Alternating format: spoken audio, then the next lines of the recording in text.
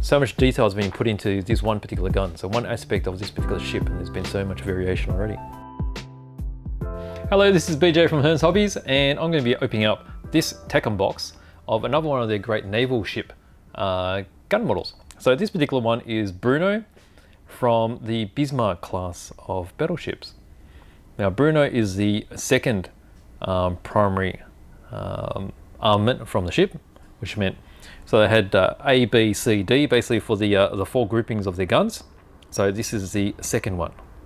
Now all the primary weaponry was the same 38 centimeter cannon, and it's interesting that you'll notice that it has two guns per turret. Now traditionally the two gun system was very much a World War I type of thinking, and then with these particular ships built before the Second World War, most of the ships had actually gone to 3-gun or quad type gun systems because they thought that they could get more firepower into the ship in the smaller space. But the designers decided that 2-gun was the better choice for the Bismarck class because it gave better view, and also there was less chances of losing armament if one of these turrets was damaged. So let's have a look inside and see what this is all about. Now earlier we've got a video out of the Yamato gun, I'm pretty sure, that we released a few months ago, and this is based on a similar type of thing. So again, it's 1:72 scale. Now I'll bring out some little bits and pieces to have a look at. Okay, so I've got this little sprue here. As you can see, you got the small ladders. And then we've got these larger sections here. I haven't worked out what they are yet. So you can see that they have some sort of fabric texture on them. See how it's just sort of cascading across? But we'll have a closer look in the manual and we'll find out where all the bits go. Alright, so that's one first sprue, a little bit there. Okay, second sprue. So here you have the gun covers. So you've got 4 to select from for the 2 guns. So basically you have them at the level position, or you have them at the elevator position. Or you have one lowered and one elevated. It's up to you. And then here you have these mounted on the side of the turrets. Not too sure what they house inside those. They could be range finding equipment. And you've got other bits and pieces that go around the turret as well. Okay, this section here, you've got 2 sprues, identical. They're all in the same bag. And you have the large, massive 38 centimeter barrels. So the projectiles coming out of these guns were 800 kilograms, which is, what's that, 1,600 pounds, which is unbelievable. And they had a range of about 36 kilometers. Now with these guns also, because of the twin gun system, they're worried about the rate of fire. So the twin guns allowed them to reload quicker, and they could fire a shell every 18 seconds, which was quite hefty. I mean, you think about how big these things are. And then also inside the magazine, they held, I think it was about close to 1,000 shells on board the ship. So between the all the guns, they had around about 100 per gun. So again, you've got some railings and ladders. You've got the sections here for the gun, for the rotation. And then other parts which I don't know about, but we will find out in the manual. A lot of small bits and pieces. All right, now we get into the big nitty gritty bits. All right, so there's your base. Now that's pretty huge, considering that a figurine is going to be this big.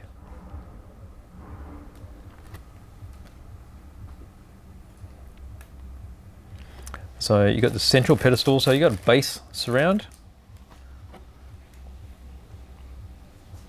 So you won't need to put that on another base.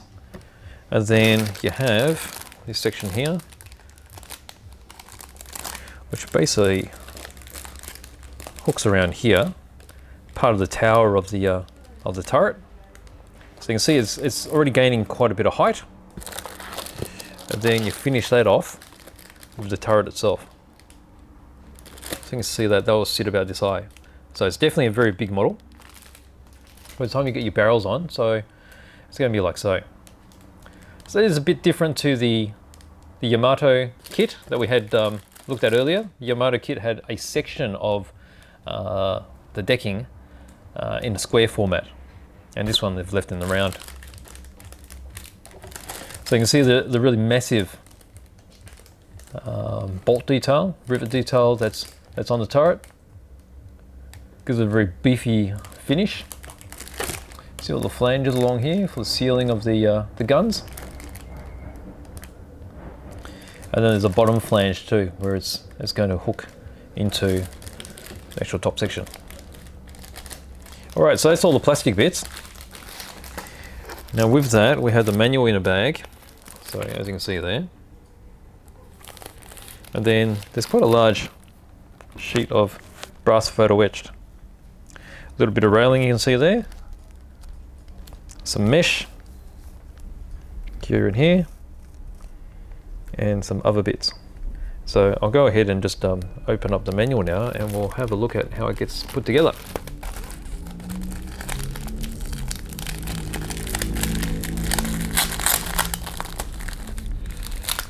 Okay, let's just open this up here. That's no good, it's upside down. Here we go, right there. Okay, so nicely printed. It's got a little bit of information there regarding the ship and the gun itself. As you open up, it's quite thick, heavyweight paper. So we've got basic tips on how to build, which is pretty much in all TACAM kits. Over here we've got a legend of all the parts, names of the sprues, and where to find the individual items, because they're all individually numbered as well. Okay, let's see how it starts in the construction. Okay, so we've got the top section that I had the extension of the tubular. You've got the extra details here to put on for the railing. And then that whole section is dropped into the base. Start making some of this external detail. Someone who's got a bit of knowledge of ships would probably be able to tell me what these are. I have no idea what these are.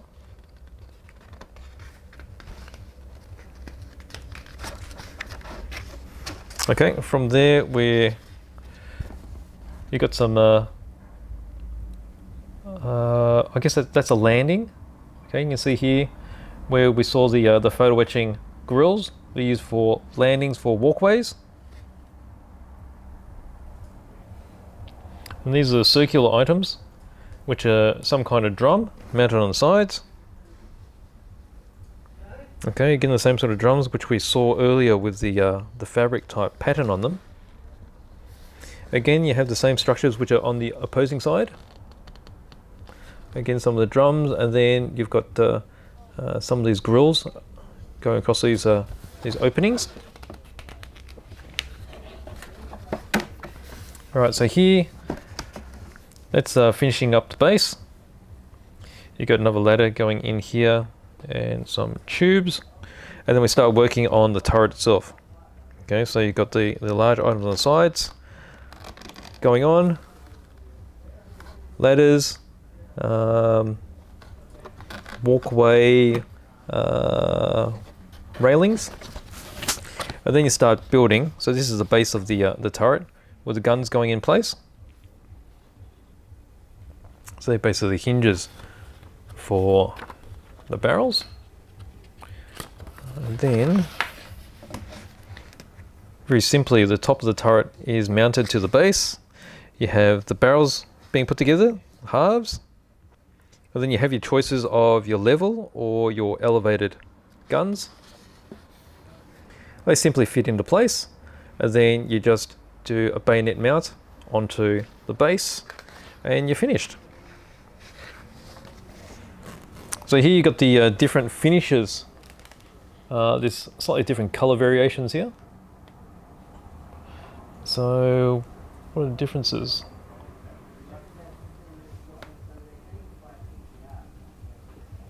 Can't see what the differences are really. So there's obviously different colors, so there are probably different colors during the working life of the ship. So you notice that one of the turret roofs is darker, and slightly different panels are painted differently.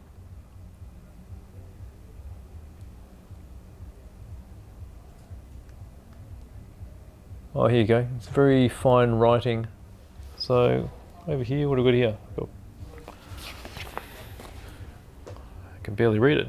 Oh, here we go. So this is just after it was completed in 1940. You got 1941 in Poland.